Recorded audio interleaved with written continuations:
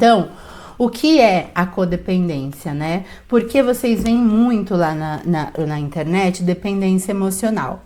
Acontece que a gente vai acabando indo para um lugar da vítima, né? Por quê? Porque eu falo, e a minha mãe que depende de mim, o meu marido que depende de mim. Acontece que aí eu fico aqui num lugar de tranquila, não estou fazendo nada, e a culpa é desse aqui que é meu dependente. E aí a gente não faz nada sobre isso. Acontece que é uma engrenagem. Um alimenta o outro. Aquele que é o codependente, que é o que cuida em excesso, o ativo, também está padronizado a só viver dessa forma, porque é assim que se sente valorizado. Então, eu queria que vocês soubessem que tudo é codependência. Por quê? Porque está acontecendo nos dois pontos ao mesmo tempo. Então, a codependência é uma patologia do vínculo, uma forma disfuncional. Os dois lados da relação dependem um do outro. Não há vítimas.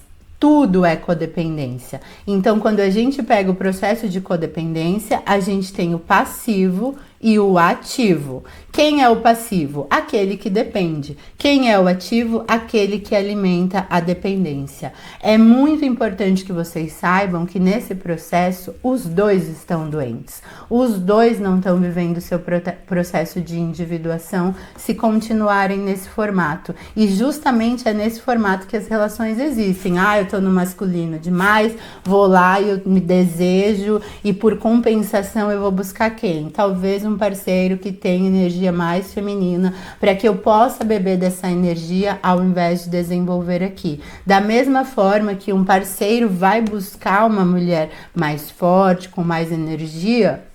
Por quê? Porque ele tem questões com o pai, com medo de vivenciar a sua própria potência masculina. Então, quando a gente está numa relação de casal, a parte importante é quando os dois conseguem perceber e conseguem juntos fazer isso com a engrenagem, para que você possa vir para o seu lugar de feminino sem medo e o outro possa viver a potência do masculino, tá? Normalmente, esse codependente que foi desenhado no cuidado demais, com quem é que ele se relaciona? Com pessoas narcisistas, tá? E quando eu falo de codependência, narcisismo, eu estou falando de traços. Eu não tô falando de transtorno de personalidade, por quê? Porque a gente ia precisar fazer uma avaliação muito profunda e individual de cada uma, tá? Mas, de fato, a gente vê essas coisas acontecendo. Aquele narcisista que é aquele que só recebe, é tudo pra ele. E esse aqui que está fazendo um processo de dar sem fim, tá? Eu vou trazer definição pra vocês, por quê? Tiveram muitas conversas desse tipo, né, na década de 80, 90, a respeito da codependência. E para vocês saberem, o processo de codependência foi identificado, para vocês terem uma ideia como é sério, num processo de adictos, dos viciados químicos, dependente de drogas. Por quê? Porque na hora de tratar esse dependente, os psiquiatras descobriram que essa pessoa aqui da família sofria um processo de codependência, porque ela não existe mais a partir disso daqui. Agora toda a atenção é voltada para o dependente, se ele vai chegar, ai meu Deus, se ele foi comprar drogas, essa pessoa parou de existir para viver isso. Por que que eu disse que é tão importante isso que vocês responderam? Porque de 130 pessoas que responderam, 100 pessoas têm casos de alcoolismo no sistema. E aí o que que acontece? Na medida que esse caso de alcoolismo começou lá atrás, com meu avô e com a minha avó virou codependente. Aonde eu fui gerada? Em que água? Nessa água voltada para o outro.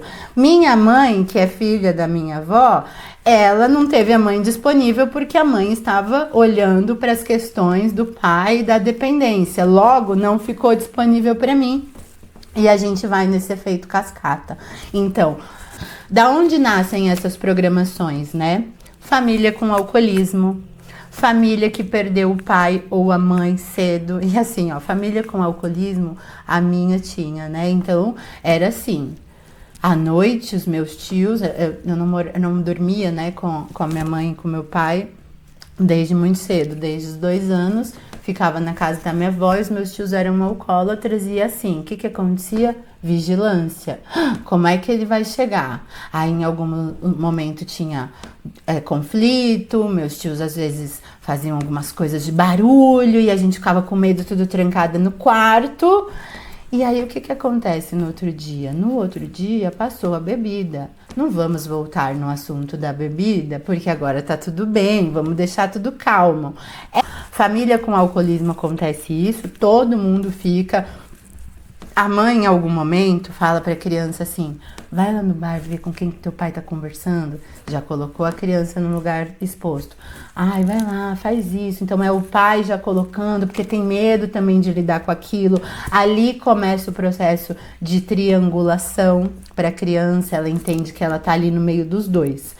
Família que perdeu o pai ou mãe muito cedo. O que que acontece quando alguém vai embora? Alguém ocupa esse lugar. Então, na medida que esse pai foi embora, a mãe ficou com medo, tenho 3 filhos, esse filho mais velho já é o ajudador da mãe, já vai trabalhar muito cedo, e aí, ao invés dessa criança brincar, desenvolver um hobby, fazer algo, ela tem que ver a comida dos irmãos, e agora ela vai lavar louça, e agora não sei. Então, ela não teve tempo, ela foi por um fazer crescer muito cedo, e ela não teve tempo de se desenvolver, tá?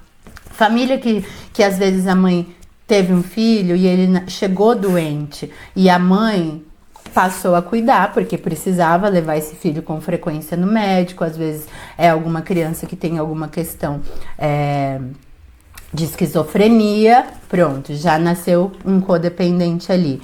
Mãe com depressão.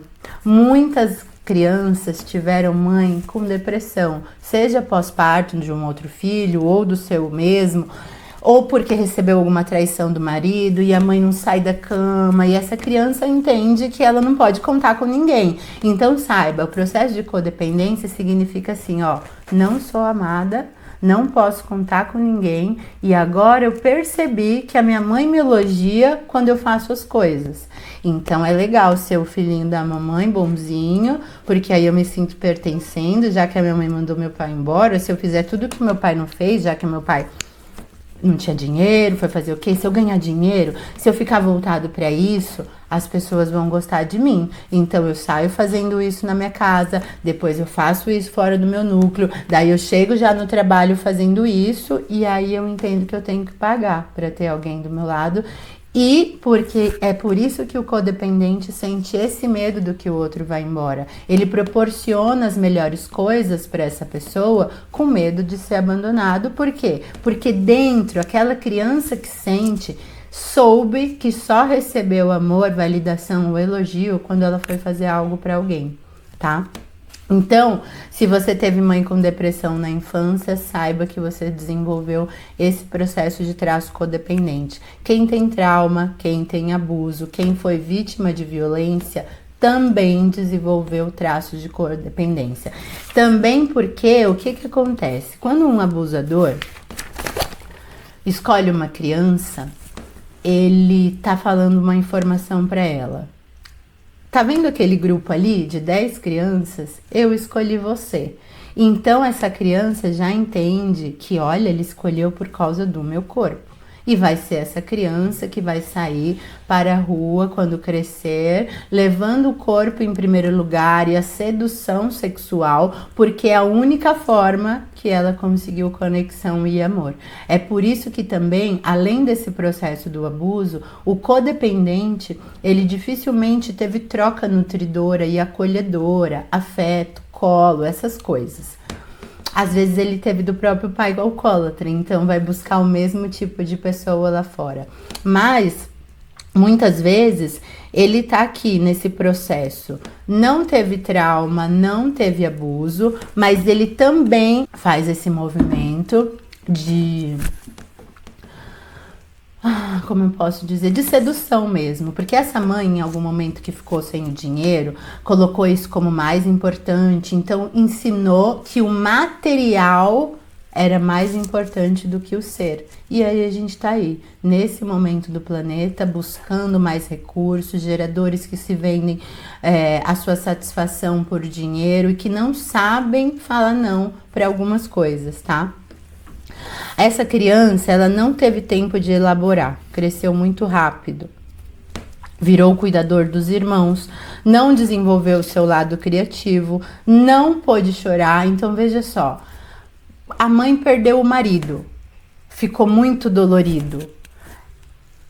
Não era possível falar disso dentro de casa, então essa criança não pôde nem chorar aquele luto, porque não queria deixar a mãe pior. O meu pai já foi, se eu der trabalho, vai que a minha mãe vai também. Crianças não sabem elaborar. Por isso que cada vez que a gente está aqui buscando esses resgates, esses nomes, é porque sentimento e emoção, você sentiu angústia, você sentiu medo, você sentiu impotência, você sentiu desamparo. Só que tá tudo aí num bolo só que você nem sabe o que é e nem quer abrir essa caixa, só reproduzindo isso lá fora, tá? Por que que o codependente cuida demais? Primeiro, medo que o outro arrume alguém melhor, então ele faz sem fim. Quanto mais pra fora você se vê cuidando do outro, você tem mais risco de receber uma pessoa abusiva. Tá? Então observa, quanto mais você cuida, se aí faz uma lista de tudo que você faz pro outro que você não quer fazer. Quanto mais pra fora você tá, mais o seu parceiro pode ser uma pessoa abusiva. Então veja só, não sei se vocês já leram um conto de Deméter e Perséfone, né? E quanto mais Deméter é a mãe, mais controladora, mais crítica. Eu tô falando da Deméter no lugar de sombra, né? Que é esse lugar de tirar e amputar a perna dos filhos para manter ela aqui. Quanto mais Deméter é a mãe, mais sombrio é o parceiro. Vai ser aquele parceiro que te controla assim. Então você acha que por compensação você está trazendo uma pessoa mais feminina, mais amável, mas ele é sombrio. Quanto mais controlador é sua mãe, mais sombrio vai ser esse parceiro quando você não resolveu isso ainda, tá?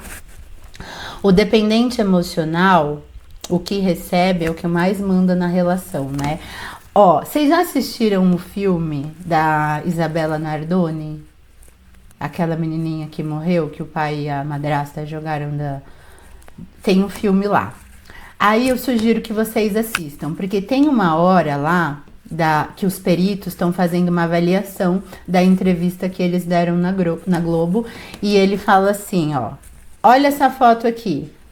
Por mais que vocês estejam vendo ela como quem controla a situação, saibam que o manipulador é ele aqui.